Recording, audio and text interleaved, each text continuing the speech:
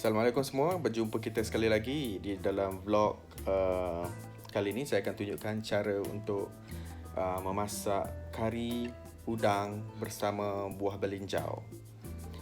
Di tempat saya kita panggil buah binjau. Setengah-setengah tempat dan bahasa yang formalnya kita panggil belinjau. Rupanya macam ni. Ini buah belinjau muda.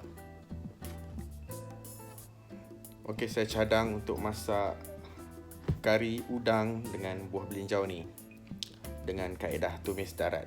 Tumis darat tu kita tumis bawang akhir sekali dan kita curahkan ke atas kari tu dan kita tutup untuk retain dia punya aroma. Dan aroma kari ni akan menjadi lebih kuatlah dan sangat wangi. Okey, jom ikuti bahan-bahan yang saya gunakan untuk kari belinjau tumis darat.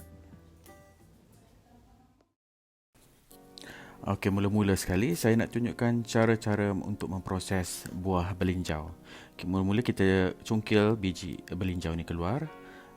Kemudian di dalam biji dia tu, di bahagian lapisan luar biji tu ada satu jenis lapisan lagi, kulit yang ni.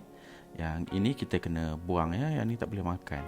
Yang saya cungkil keluar ni memang agak keras dan bahaya kalau kita makan, mungkin boleh tercekik. Dan yang hijau dan nuts ataupun biji di dalamnya sahaja yang boleh makan. Kulit yang keras ni tak boleh ya. Okey, yang hijau dan biji itu saja yang boleh makan. Yang cengkerang tu kita buang, kulit keras tu. Okey, buat proses yang sama selanjutnya kepada buah belinjau yang lain. Kita cungkil kulit yang keras tu kita buang dan kulit luaran hijau dan nuts di bahagian dalam tu kita boleh makan ya. Okey, itu sahaja saya nak pesan.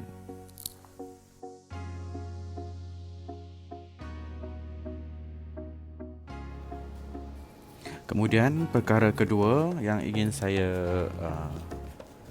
bagi tahu di sini, okey, buah-buah belinjau yang muda, yang kecil-kecil ni boleh juga dimakan. Kita cabut daripada tangkai dia, kita masukkan saja ke dalam masakan kita ya. Jangan ambil tangkai dia pula. Rasa dia mungkin pahit. Saya pun tak tahu, tak pernah rasa tangkai dia. Jadi buah-buah yang muda ni putih ya, orang kata boleh dimakan. Inilah hasilnya setelah buah belinjau diproses. Voila. Kemudian kita beralih pula ke sesi memproses udang. Macam biasalah kita proses udang, buang kepala, buang kulit untuk inilah memudahkan kita makan. Okey, sekali lagi saya persembahkan dua bahan mentah untuk masakan hari ini, udang dan buah belinjau yang telah diproses. Kemudian kita beralih ke sesi memproses rempah. Guna rempah kari ikan. Tak kisahlah brand apa pun tak apa. Pilihan masing-masing.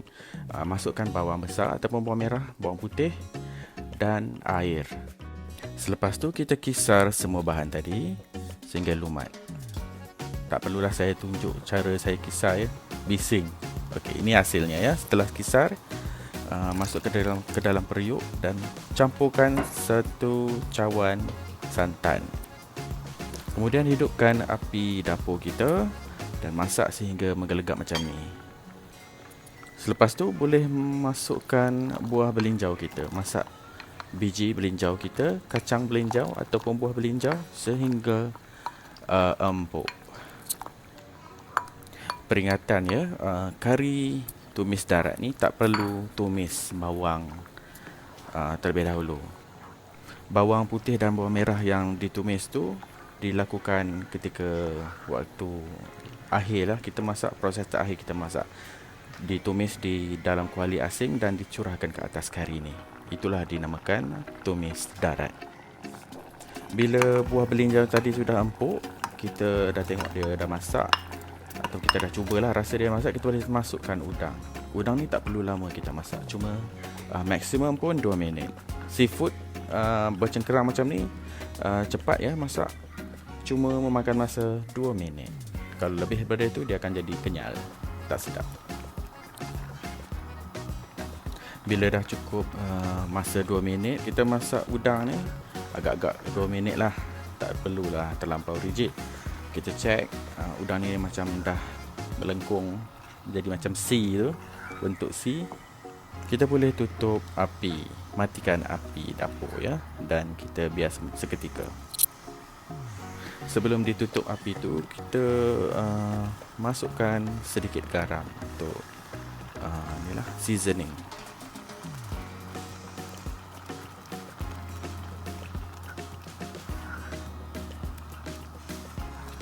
Okey, ini adalah rupanya udang yang telah dimasak lebih kurang 2 minit.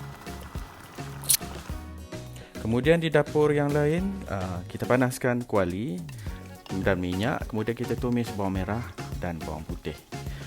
Seelok-eloknya guna bawang merah ya, yang kecil-kecil tu. Tapi saya tak ada bawang merah, saya guna bawang besar. Okey, bawang merah tu legend dalam masakan Melayu. Dia lebih wangi dan lebih manis rasa dia.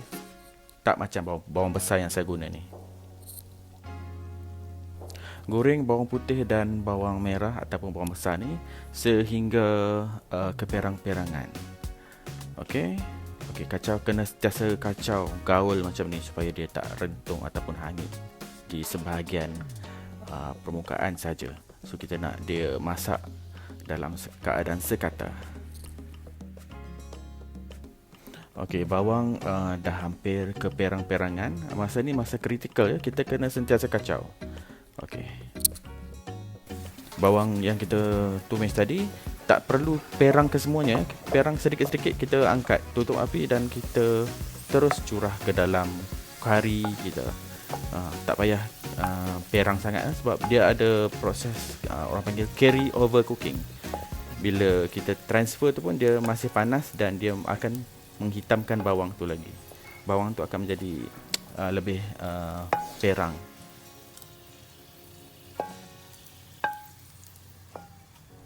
Tu kan, betul kan saya cakap, dia menjadi perang dengan sendiri dia. Tak perlu kita masak terlalu lama di dalam kuali. Dia akan perang-perang. Dia ada proses carry over cooking yang saya cakap tadi. Okey, inilah dia. Kari belinjau udang tumis darat. Kita rehatkan dia sebentar biar aroma dia terperangkap di dalam dan menambah lagi kewangian kari yang dibuat hari ini. Panaskan sedikit api sebelum kita hidang lah. Okey, inilah dia hasilnya. Ini telah dicedok ke dalam mangkuk. Masih panas lagi. Bau dia, ya Allah, sedapnya. Ini gambar yang telah ditukar filter kepada vivid color. Cantik tak? Kemudian saya cedok dan makan bersama nasi putih untuk makan tengah hari saya. Jom, jemput makan semua. Silakan. Akhir sekali, silakan lihat saya buat mukbang makan nasi dengan kari belinjau udang tumis darat. Sedap gila. Kalau nak resepi yang lebih detail, boleh komen di ruangan komen. Dan akhir sekali, post minta penampak macam biasa ya. Terima kasih semua kerana sudi menonton. Semoga anda terhibur dan dapat manfaat daripada video ni. Terima kasih.